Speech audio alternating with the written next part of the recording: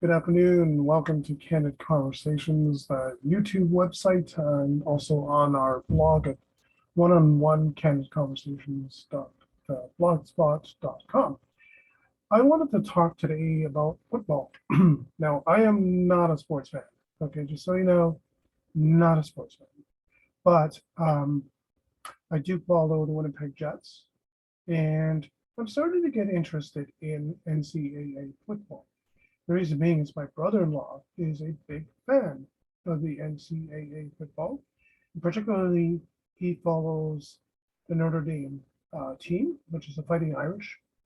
They are in what's known as D1 FBS, which is a division that's pretty top ranked as far as that goes with respect to the kind of play. I mean, it's very semi-professional, not professional, very equal, if you will, in a lot of ways to the NFL. So these players are really good. I mean, these are kids who are going to be, for the time that they're in college, stars. And they're really quite good.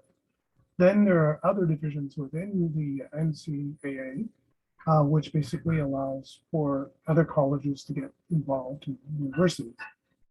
So it's pretty interesting to see what they do. We're going to talk a little bit about the divisions and how many teams there are in pretty much all of them, and what skill level you're going to be seeing if you were to watch football in those particular divisions. So there are actually 5 divisions in the NCAA, starting, as I mentioned, Division FBS and FCS, which is basically bowl. Then there's Division 2, 3, then there's NAIA, and then there's JUCO, which is the very bottom. JUCO, which is basically junior college, is the last or least well known of them. I'll actually show you. I'm on the website here that basically deals with the NSCA, which is basically nscasports.org, football colleges. So there's a slash in between those, and basically that's where people, parents in particular, might want to go and educate themselves about the kind of colleges they want to get their kids into, particularly for athletics and athletic scholarships. We're not really talking about getting the scholarships, we're talking about the teams themselves and how they position.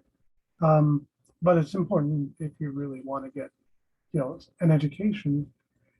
If you're in the United States or even Canada and you want to go down to the US, you might want to look at getting a scholarship, because college, which is university, really, is very, very expensive in the United States, not cheap. Not like up here in Canada, it's a little bit cheaper, but still quite expensive. And there's not as many colleges and universities here in Canada. We have about 400 institutions. 200 of them plus are universities, and the other 200 are CEGEPs or colleges. CEGEPs is in Quebec. The United States, though, there's over 5,000 different types of schools that you can go into. They range from beauty colleges right up into the schools like Notre Dame or Clemson or any of these other big names, Duke, just to name a couple. But there are a lot of universities out there that have a program for football, and they really do pretty good. I mean, it's not bad football, but as you get down lower in the leagues, as far as the different conferences and the different divisions of the NCAA, is it stellar? No, it's not. It's not that great, but it's not terrible. Some teams aren't that great, but you're going to see some interesting football. That's for sure. Now, just for giggles, I looked at a team called the Muskegon Muskies, and they're in Ohio.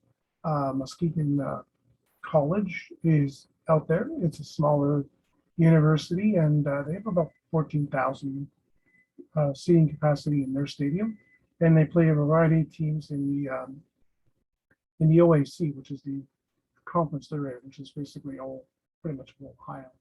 I think it's called the Ohio Athletics Conference. That's what I believe that is.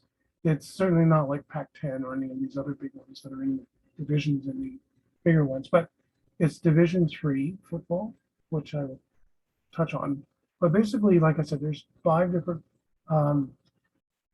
divisions within there. And I'm just scrolling down and I'll show you this page quickly. And you'll see, as I mentioned, Division 1 FBS and FCS, Division 2, Division 3, NAIA and JUCO. JUCO being the last. Okay, JUCO is junior college. Then you have NAIA, Division 3, 2, and then the FBS and FCS. The largest, technically speaking, as far as teams go, is actually Division 3. Now, FBS and FCS combined if there are 2 divisions, so it's like 250 teams as well. But one has 129, the other has 169. But Division 3 is actually the biggest. The smallest, I believe, is junior college. And it's understandable, so it's not very, very large. I think when I click on here, it'll tell me. And look down here as we go.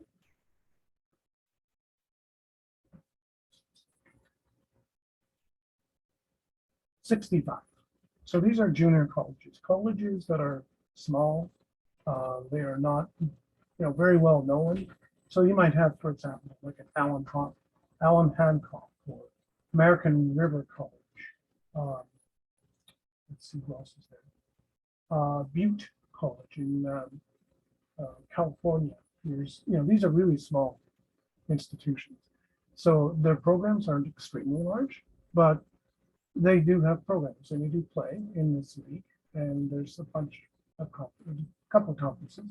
But, if you were to look at these teams playing, you're not going to see them on TV for sure.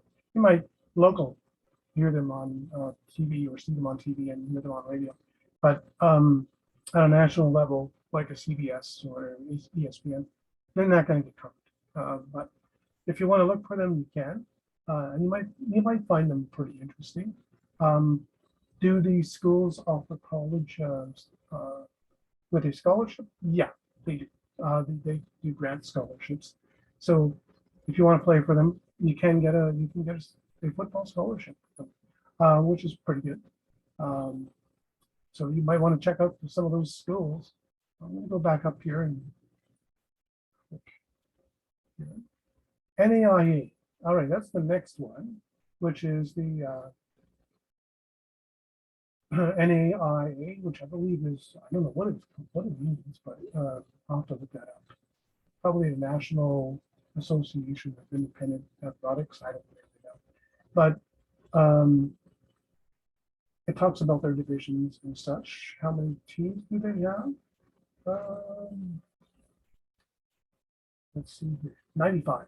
So a little bigger than JUCO, but certainly a little better as well with bigger programs. So some of the colleges here that are in are Avita University in Kansas City.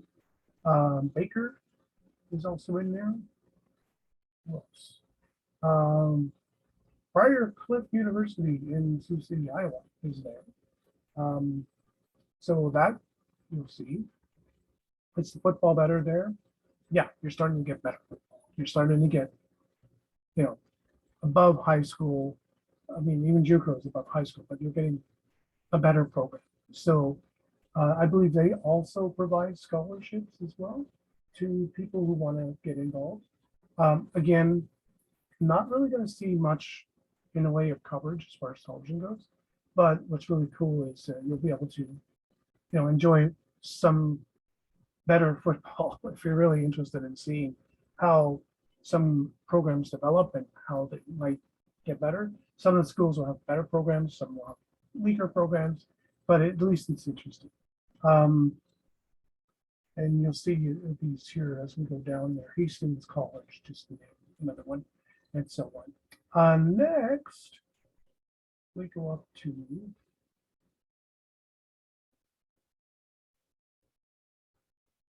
we go into Division 3.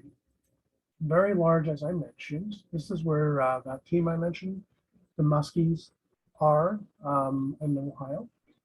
Now, here's the thing: as far as people wanting to, go and learn at their schools, If you want to do it on athletics, as far as a scholarship goes, that's not going to happen. They don't offer a scholarship in Division III. But the football that they play here is pretty good. Now, I have to say, there's a lot of stuff that I saw in the game that I watched between the Pioneers and the Muskies that you wouldn't see in Division II or I, or even at the National Football League level. A lot of personal fouls, a lot of penalties in the game. It just really with them. And in fact, that's what did the Muskies in the game I watched. They lost 31-18, I believe, or 21, somewhere in there. I forget the score now, but 31 for sure for the Pioneers. And it was due to a couple of personal fouls. And when you take a personal foul, it's a 15-yard penalty. So if you got a first down, well, you lost that first down. You're now 25 yards out. So, and they screwed that up when they were right deep within the Pioneers' goal range. So they could have actually gotten the field goal, or better yet, they could have gotten a touchdown, and they screwed it up by basically taking a personal foul. So you're going to see a lot of that. These are kids who are really developing, who are getting really good, and could potentially make the draft for the NFL. But are they super good? Like in Division II or Division I FBS and FCS? No, but they're not bad. They're actually quite okay. So let's go forward and go back here. Division II, you're getting better. You're just getting better quality, bigger programs. Again, here you have scholarships, more of them, by the way. Not what they call a full ride scholarship, meaning you get everything taken care of for you, like in the FBS or FCS division. But certainly you're going to get pretty good, pretty good athletics scholarships, and you're going to be able to play at a very high level. So these are going to be teams that essentially are even better than the others down below. Would they get coverage? Yeah, believe it or not, they'll get coverage in media for sure. They're going to be spotted by ESPNs and CBSs. You will actually see some of them for sure. You'll see them play. Even in Division III, you'll see that as well in some of the national networks like ESPN. They do cover them.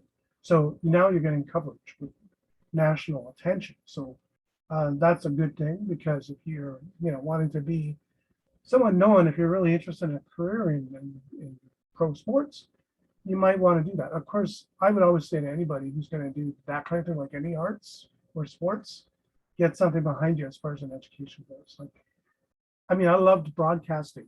That was my thing. That was my zing. It was my art.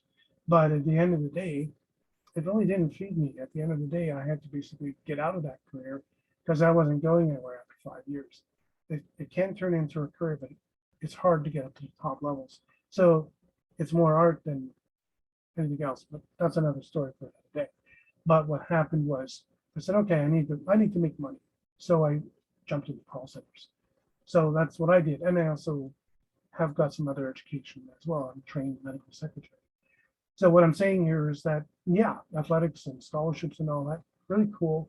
Get to play football, get some national attention, which is awesome. And what's really cool is that there are a lot of people here in Canada, just as much in the United States, who really are into that, like my brother-in-law, Roger, who's really a big fan of college ball. And this is the league he's into, which is the FBS. And the Notre Dame Fighting Irish are in the FBS, and they're an independent team. They're not aligned with a conference. That's another thing too that you should note, that these different divisions have conferences in them.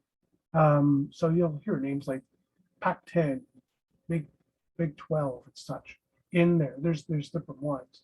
So taking a look at the FBS, for example, some of the conferences that they have,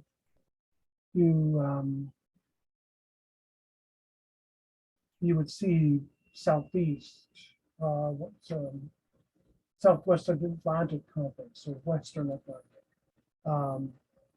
What else do we have here? Akron State University. Now, there's a pretty interesting. They're in the Southwestern Atlantic. I believe they are known as the Zips. And I have to say, I'm going to stop here for a moment and talk about the Akron Zips. What a name for a football team. The Akron Zips are interesting in that they have a mascot that's a kangaroo, and their motto is "Fear the Roo." So you can imagine that football is really, really big in the United States, and college bowl is huge. It is absolutely huge. Some of the stadiums in the United States for college ball are bigger than the NFL stadiums, and they really do draw a crowd. When you go into a Notre Dame game, or any one of the FBS conference players, you're going to see a lot of fans, a lot of people really into this. So it's a big thing. So the Zips are there. Are they great? No, but are they equal to a Notre Dame? Yeah, they could compete. The last time actually they competed against Notre Dame, by the way, they lost. That was in 1910. I don't think they'll be playing them anytime soon. But you'll see teams like Stanford in here. They also have that. That team is there. Clemson, University of Miami is in there. Michigan State, and so on. These are the big players. These are the ones that make a lot of money doing this because it's a draw. And also they have scholarships that are what they call full ride, meaning their players can go to school and play football, get an education, play some ball, which is really cool. Having said all of this, it's interesting to watch and see the dynamic of the people that are really into this. It is really full on football, like dripping down the body of the people that are really into this. It's a real thing. It's almost like a religion. Like the closest thing I can compare to here in the Canadians scheme of things would be Montreal Canadiens. It's like a religion, and that's how big it is. College ball is really, really huge, and it seems confusing when you see all these divisions because there's different times that they play during the day, of course, and which is mostly on a Saturday. That's when they play. The other thing too is that the different types of championships. So, you might have in Division 3 a champion, Division JUCO or JUCO. There's a champion, and so in the same vein would be the FBS and FCS. There are champions in every one of these divisions. So, it's pretty good. Now, just to give us a sense that the number of teams is not equal or proportional to the number of colleges. There's only about, if you were to add all these teams up together, there's roughly about 800, just over 800. I think it's closer to 900 teams that are across all of the divisions of the NCAA. So that said, you're going to see some interesting ball, from not so great to really stellar football on a Saturday afternoon. And I have to say, I liked watching and still like to go to my brother-in-law Roger's house and watch football with him, and particularly the Irish. It's really cool, the traditions that he has. He's also got a lot of really cool memorabilia, which is awesome to see. I like looking at all that. I like the band too. There's a lot of story behind Notre Dame. But it's also nice to see these other teams too out there doing something in the community and also playing ball. I mean, the Muskies, I'm sure, are very proactive in their community, but also play very good football. I mean, they have won championships. So I don't know the exact record offhand, but it's a team that I would consider following, seeing how they develop, seeing how their program develops. What's really neat is about Muskegon College is, or university, I should say. Sorry, it's not a college, it's a university. They've actually got their program up and really well run to the point now where they're expanding. Their stadium can seat 14,000 people, which is pretty cool. It's not as big as, like I say, Notre Dame, but it's nice to see growth, and it's nice to see passion in a sport like football. And it's nice to see passion within um, the United States for something other than politics, which is football. And they really love their football in the United States, and particularly college ball. So if you're interested, you can come over to this website, which is nsasports.org/football/division-1 college to see the FBS and FCS teams, or just to that website in general. I'll just bring it back to the main page. I'll put it in the link for the YouTube video when I post it here, and also on Candid Conversations. And you can take a look at some of the teams. I didn't mention all of them. There's some other teams that I thought were pretty funny. There's the WMU Hilltoppers. Their mascot looks pretty weird. It's like a whammy gone wild. Then there's the Green Terror, which is interesting. It's called Madison College. That's out there. So there's a relatively unique bunch of teams out there, as well as the mainstays like the Clemsons, like the Gators, the Florida Gators, and so on and so forth. There's the traditional and the really offbeat, and that's what you're going to find in this kind of football, is all of that stuff. So it's complex, but it's not. It's 5 different divisions. Each has their own championship. At the end, though, particularly most people will watch probably the FBS and FCS league, simply because that's where the real cream of the crop goes. And that's where you see them in like the different bowls, like the Rose Bowl, the Hawaii Bowl, or whatever bowl it is. I have to say I don't know them all. Like I said, I'm not a sports fan, but I do find it interesting to see. What I really like here, or why I dove into this today, is because I think it is interesting to look at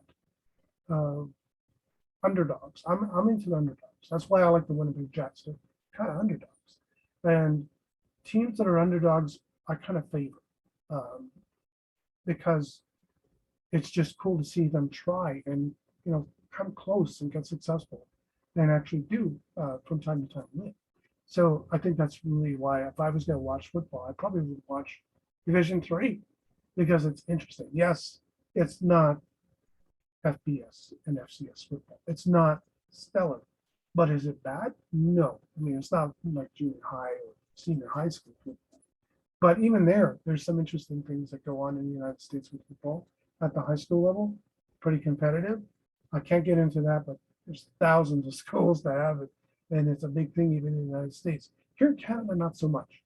Canada football, like we have the CFL, we have university and varsity ball, but it's not as big. I mean, I have to say, sports here in Canada, yeah, we're passionate about them, but it's not as big. But then again, look at the size of our population versus the United States. We're 1/10 the size, so 30 million versus 300 million. Yeah, it's going to be a different dynamic over there. So I'm going to close this and basically finalize my point of thought here. If you really want to have some fun and watch some interesting things going on with regard to sports, I would say, hey, check out football in the fall, check out college ball. It is a lot of fun to watch, and it can be very entertaining, and it gives you an idea of what schools are really doing with athletics and also community, because particularly when I look at the Notre Dame team, they're very much into the community. They really do care.